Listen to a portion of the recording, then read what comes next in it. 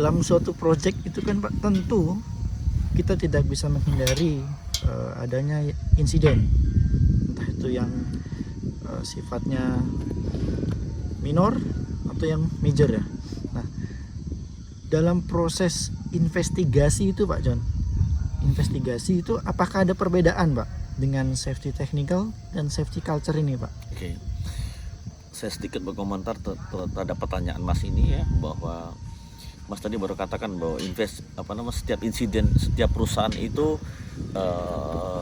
tidak bisa dihindari terjadinya insiden. Nah, hati-hati dalam mengucapkan kata-kata ini, karena jika kita ucapkan setiap perusahaan itu akan terjadi insiden, maka saraf otak kita akan menerimanya, pasti terjadi insiden. Ini yang berhati-hati. Seharusnya insiden itu bisa dihindarin Pak John. Nah, agar tidak jadi insiden, maka kita lakukan banyak program. Oke. Lalu baru bertanya, jika sampai terjadi insiden, bagaimana investigasinya? Oke Mas ya. Nah, ini komentar saya saja Mas, mohon maaf. Nah, jika terjadi insiden, apa bedanya safety culture ini dalam proses investigasinya? Berbeda Mas.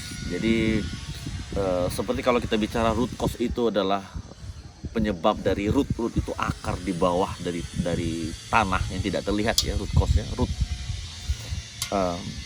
Bagian atas pohonnya, rantingnya, daunnya, buahnya itu bagian yang terlihat Mas, karena di atas tanah.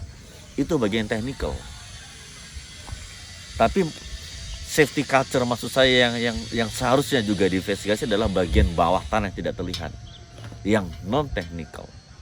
Jadi mengapa kok sudah punya training basic rigging kok perilakunya masih berperilaku tidak aman? Misalnya pada saat lagi pengangkatan, kok masih dibawa benda yang diangkat dekat sekali misalnya, padahal di basic rigging udah dipajarin harus jauh gitu kan. Nah, ini harus dilakukan dengan cara yang berbeda. Harus ada suatu atmosfer di mana si pekerja ini merasa nyaman untuk mengungkapkan secara jujur ya. Tidak ada kekhawatiran kalau nanti dia bicara jujur maka dia akan mengalami suatu punishment yang besar yang akibatnya nanti ke keluarga dia, ekonomi dan ini terganggu. Itu penting ya. Dan fokus pertanyaannya pun lebih banyak bertanya apanya ya, apanya dan mengapa ya. Karena ini akan menjadi suatu pembelajaran bagi semua orang yang lain. Nah, keterbukaan si orang yang IP ataupun orang terlibat ini harus ada jaminan juga bahwa mereka tidak akan ada suatu punishment yang berat ya, karena tujuan kita untuk pencegahan ke depan. Nah, teknik investigasinya juga harus berbeda. Artinya berbeda, contoh saja, tidak bisa kalau saya satu orang sebagai orang terlibat yang interview sampai 3 orang langsung ya, maka saya akan merasa terpojok biasanya ya.